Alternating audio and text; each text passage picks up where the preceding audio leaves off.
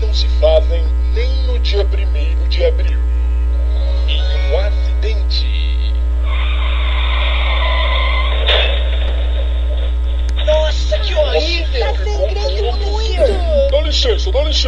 Eu sou médico. Ai, graças a Deus!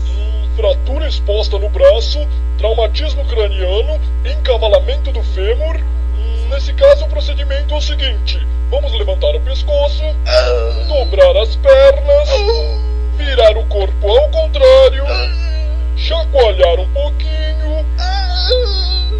E ele morreu. Quê? Pô, mas você não era médico? 1º de abril.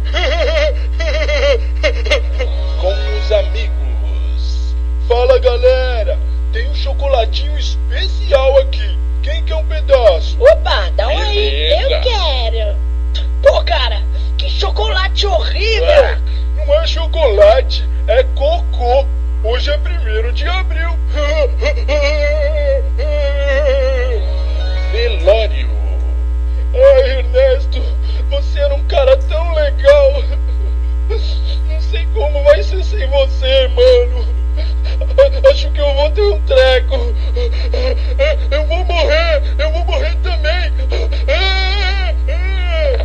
Nossa, ele morreu! Meu Não Deus do céu! acredito! 1º de abril.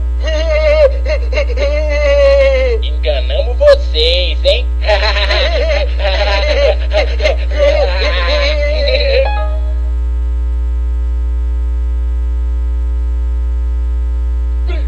De abril.